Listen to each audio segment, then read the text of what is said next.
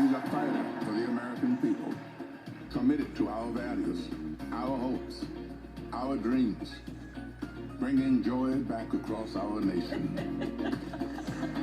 It's about damn time. Turn up the music.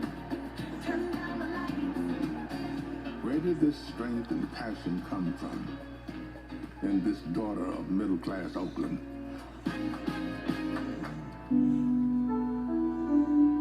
Well, it started with her parents.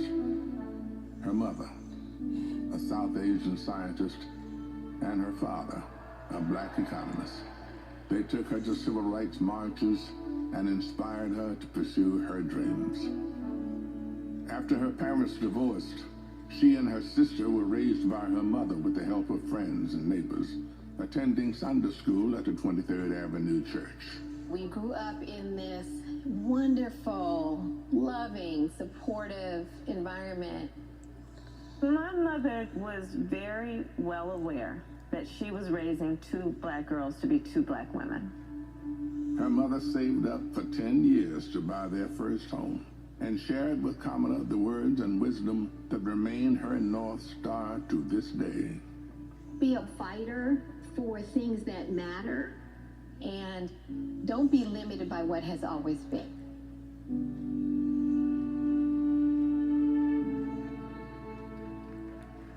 And then came a moment that changed Kamala Harris's destiny, that lit the fire within. When I was in high school, I had a best friend who I learned was being molested by her father.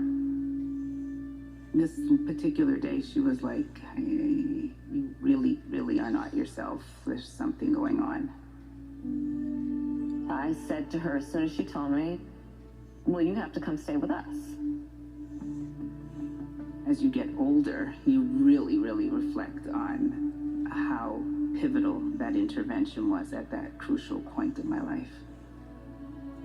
A big part of the reason I wanted to be a prosecutor was to protect people like her. And on her first day in court, she rose from her chair at the prosecutor's desk and said, Kamala Harris for the people. As a prosecutor, she put violent criminals and sexual predators in prison, leading to the highest conviction rate for serious and violent crime in 15 years, and created Back on Track, a program for first-time low-level drug offenders that became a national model. About, yeah, you did commit a crime, accept it, own up to it, and then let's talk about what we can do to change the circumstances going forward. Lowering recidivism rates for nonviolent offenders from 54% to 10%, giving people the training they needed to find a job after their sentence. I remember being so struck by having a district attorney who cared both about justice, about safety and accountability, but figuring out how to stop that crime from happening again. As California's Attorney General, she targeted transnational gangs and drug cartels, seized 10,000 kilos of cocaine and 12,000 pounds of methamphetamine, went after drug traffickers, and took 12,000 illegal guns off the streets. The new foreclosure crisis threatens to freeze up. She took on the nation's 5 largest mortgage banks that were stealing from homeowners. Prosecutors claim they duped desperate homeowners into paying thousands of dollars to get them out of foreclosure. She played hardball and delivered a landmark $20 billion settlement. This represents one of the largest dollar amounts to come to California. And in 2016, the people of California sent her to represent them in Washington, D.C. In the Senate, she earned a reputation for taking on the tough fights on the Judiciary and Intelligence Committees. Kamala hit the ground running. She came in with confidence. She was always respectful, but she would not let a witness off easily. I wouldn't. Yes or no? And if an argument didn't hold water, she could spot that flaw and get at it. I do want you to be honest. I'm not able to be rushed this fast. It makes me nervous. And when Joe Biden went looking for his vice president, I wanted someone who was strong and who was ready to be president on day one.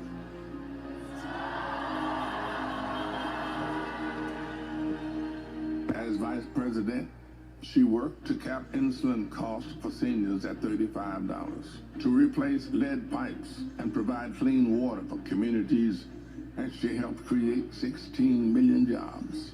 The Biden-Harris bipartisan infrastructure bill has already created thousands of jobs for our members. That is what the future looks like under a president, Kamala Harris. She fought to reduce the trauma of gun violence that has devastated our nation. How many of you guys, as college students, had to have a drill during high school or middle school or elementary school where you learned about how you need to hide in a closet or crouch in a corner in the event that there is a mass shooter roaming the hallways of your school? Look at that. Look at that. And she did more than talk the talk. She walked the walk, helping pass the first bipartisan legislation in 30 years to curb gun violence. So one thing I learned about working with Vice President Harris is she always stand on business.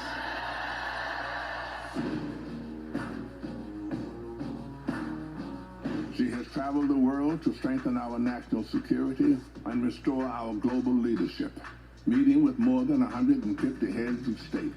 She stood shoulder to shoulder with our allies and stood up to dictators, helping to unite NATO behind Ukraine and impose punishing costs on Russia. She's led the fight for reproductive freedom. We have worked too hard and fought too long to see our daughters grow up in a world with fewer rights than our mothers. The first vice president to visit an abortion clinic, she built a nationwide grassroots movement to ensure that access to abortion, IVF, and birth control will always be protected. In the halls of power, she's a tough prosecutor, an effective policymaker, a powerful leader. And at home, she's the center of her family. I'm not give up. She's the best godmother, auntie. She's honest. She's loving. Incredibly reliable. She's one of the most loyal people you'll ever meet. That is why I believe she is so prepared to be our next president. This love she has for her family, being there for all of us. That's how she will lead this country, being there for everyone. She's a proud graduate of Harvard University. Hey, you know. Her campaign is a force of nature, generating the excitement we've all been yearning for. A campaign of joy, of love, of care. I am so fundamentally inspired. Kamala Harris will be our next president because you know there's too much on the line to stay on the sidelines. Thank you, Madam Vice President. Thank you for bringing back the joy. Sometimes people will open the door for you and leave it open. Sometimes they won't. And then you need to kick that door down. We are not going back.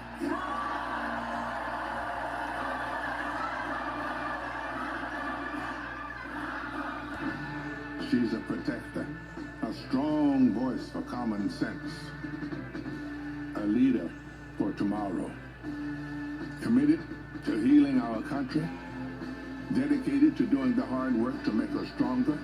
I now declare you spouses for life. Someone who truly understands the struggles of everyday Americans, poised by the challenges of the past, ready for any challenge that may arise. Now is the time, America. The joy is back, the pride is back, the hope is back. She's doing the work. She's fighting for us. She's the new way forward, our way forward. She is the next president of the United States of America, Kamala Harris.